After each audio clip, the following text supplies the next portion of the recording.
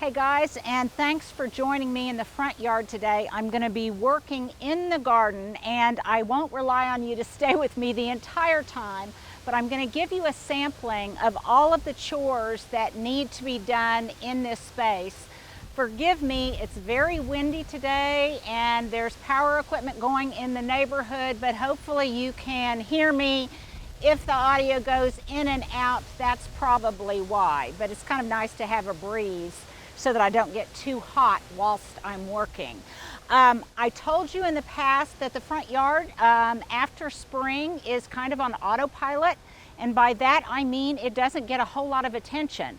I have barely done any work up in the front beds since really since the tulips finished, other than watering. I have done some puttering on the front porch. But now it's starting to cry out for my attention, raising its hand saying, okay, I want some love and TLC too. So that's what I'm going to give it today. So I want to show you a sampling of the different things I want to attend to. I've got my little work table here. I'm going to try to put a link to something similar at the bottom of the description of this video, along with links to all of the things you ask about all of the time. My Barnel Pruners, etc., etc. I've got some insecticidal soap in case I notice any kind of issues. I've got my garden gloves, my pruners, and then because I'm going to be doing some clipping on my roses that already have signs of rose rosette, I've got a small little bottle, a spray bottle of alcohol that I could tuck into my pocket so that I can spray my pruners in between each cut and prevent moving any kind of viral or fungal or pest problems around the plant and around the garden. I like this better than those canisters of wipes. It's a little bit more eco-friendly, and I can tuck it in my pocket without having to bend down constantly. So let's start on this west end over here. These are two drift roses that have just really gotten huge, and they bloomed beautifully in pink and white. One, Stuart, if you can show, was kind of a bicolored pink.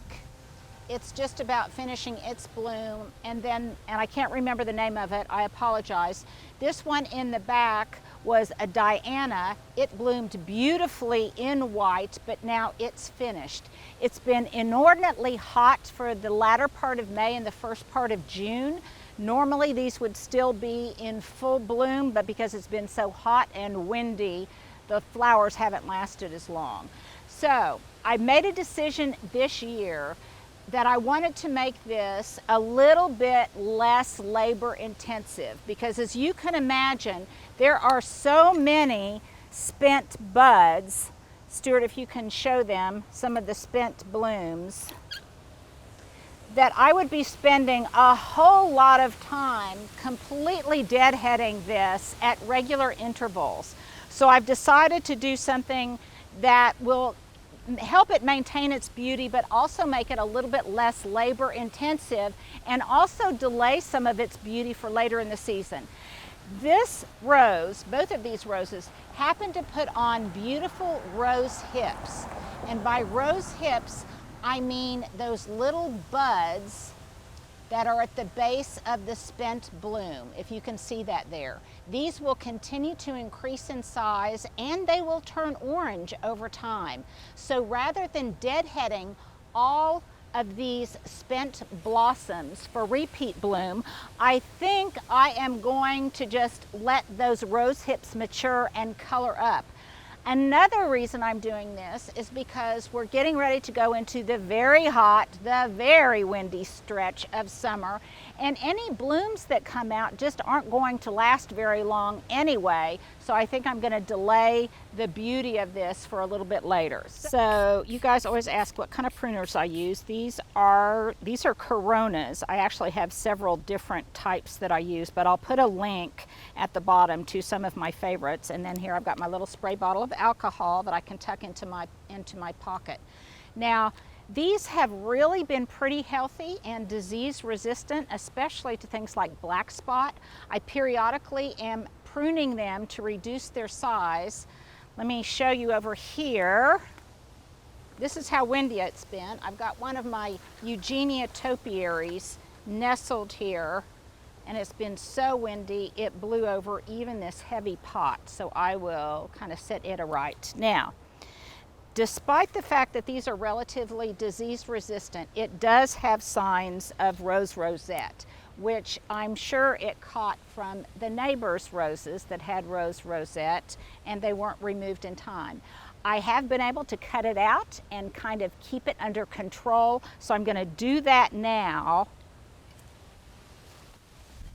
And then I'll show you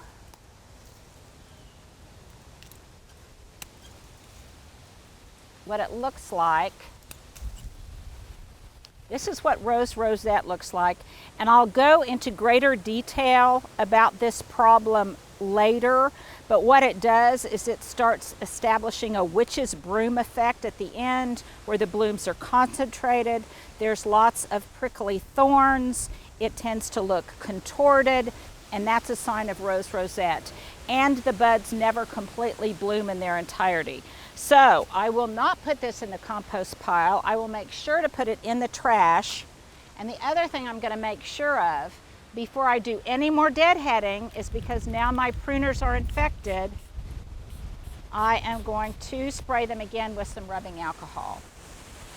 So I've still got some more of those branches to cut out later, but if I'm just doing some regular deadheading,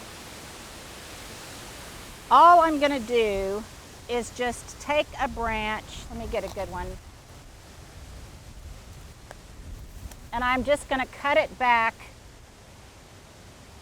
to about the first main set of leaves. And if I want to cut it back further than that, I can to control size. But see, by doing so, I'm cutting off some of those rose hips that would berry later. So I'm going to leave this for now. And I'm going to grab my Barnel Pruners. Now you guys know that I use these for my boxwood, and I don't clip my boxwood in front, my boxwood balls, a lot, but I am going to clip them just a little bit to kind of keep that circular form. These aren't going to be really tight like the ones in the back, because I like a little less manicured look in front. To do this less extremely goes much faster than when I am very tight about the pruning. I love these Barnels because of the very, very pointy tips. I can reach down and do exacting pruning. I've probably told you that before, but we probably have some new viewers who might want to know that. Again, I'll put a link to these pruners at the bottom. They are life transforming, you guys. I'm not kidding. They're kind of expensive, but they are worth every penny. When I am finished at the end of the day, I bring them in, and any residue that's on them, I just use a Brillo pad to get it off, and then I'll show you later how I sharpen them.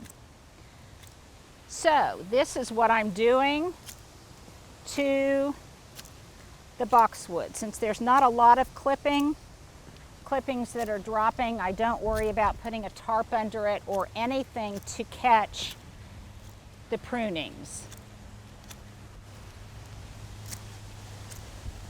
And when I work in the front yard, I let the mess and the debris remain. Boy, that wind is strong. I hope you guys can hear me. I let these clippings remain, and then I come back later and I clean up all of the debris. I don't do it as I work. That way it keeps me from having to bend down quite so much. Bend down all at once. Now in the front, this area is right by the street, and this front yard faces south. So the conditions of that southern sun late in the summer coming up against all of these plants that are along the curb and a butt up against the concrete. It is just a brutal, brutal environment. So whatever is here has to be tough. This is one of the southern living dianthus, and you'll see it bloomed really profusely. Oh look, here's a gorgeous mushroom. Always take time to appreciate the wonders of nature. It bloomed very profusely, and now you see that there's a lot of deadheading that needs to be done. So again, I just grab my pruners. This is another reason I like these pointy tips. And I can make quick work of deadheading all of these. These will then put out not as heavy a bloom later in the season, but depending on the weather, it probably will put out at least a gentle, modest flush of bloom. It also tidies them up.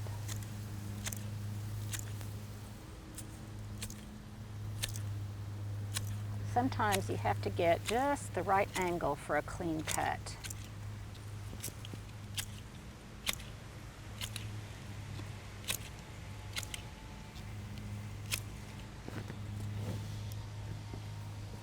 And I'd like to get kind of rounded edges around the front.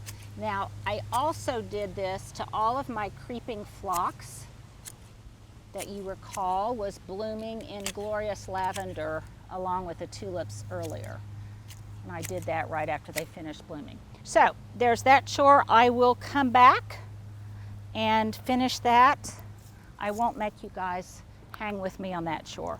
So now I just basically move around the garden bed.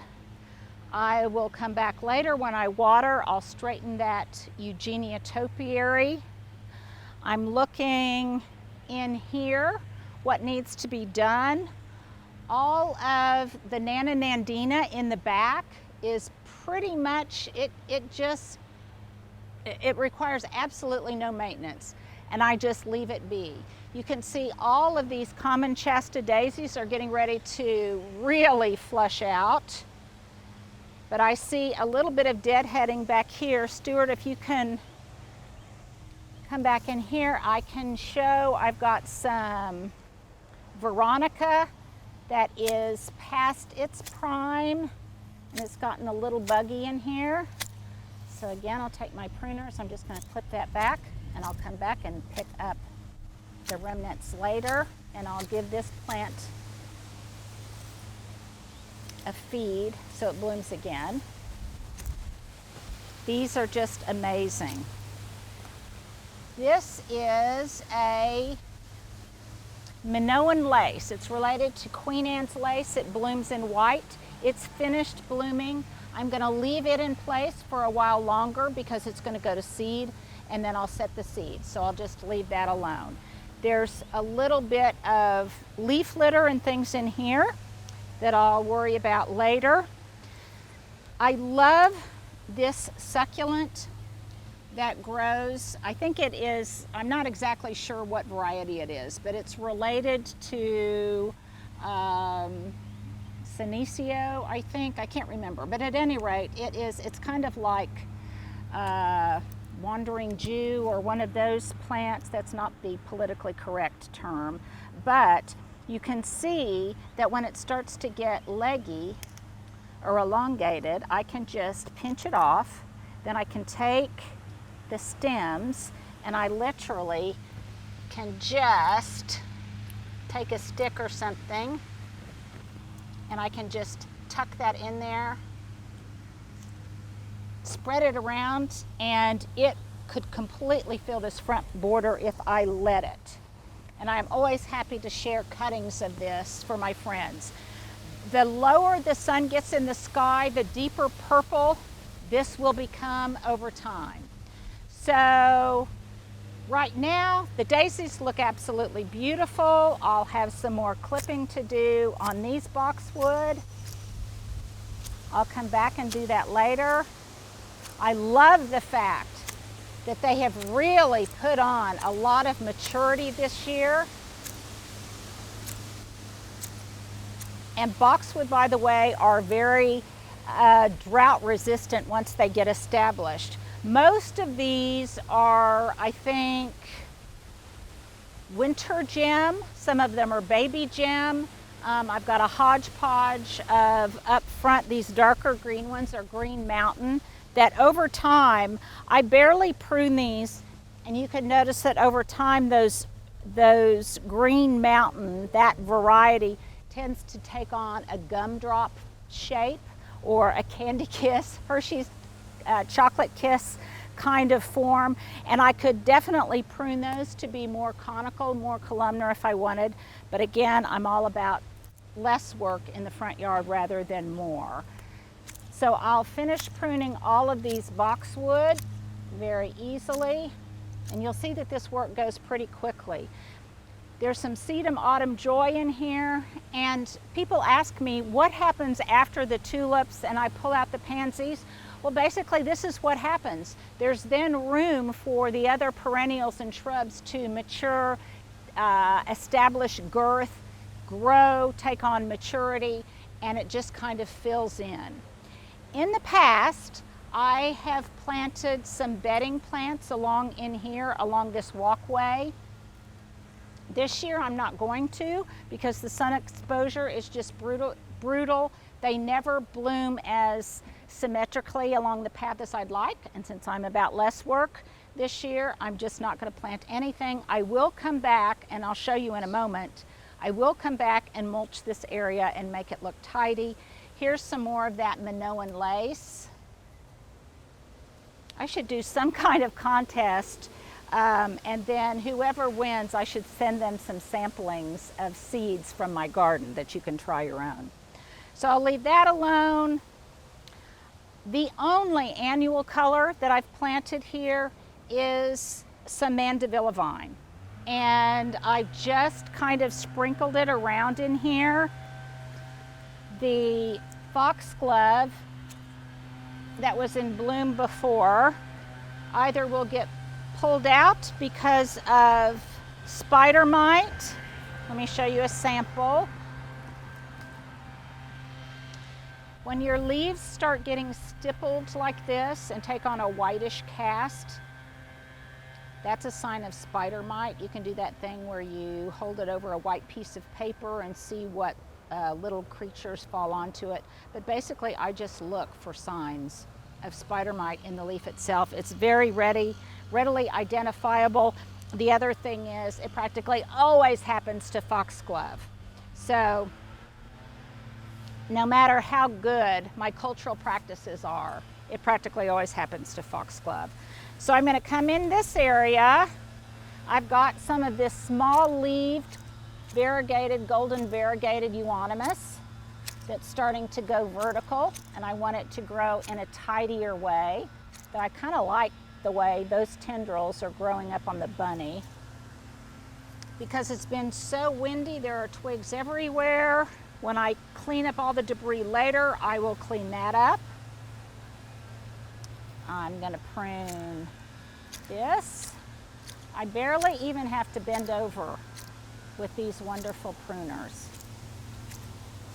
The other thing about pruning this is not only am I maintaining its size and shape, but when new growth does come out, it will be beautiful and golden. So you can see here this creeping phlox. I've already pruned it back after it bloomed, and basically that's all I did was just prune off the flowers. Sometimes I use a weed eater. Now let me grab some garden gloves. We're almost finished here, you guys.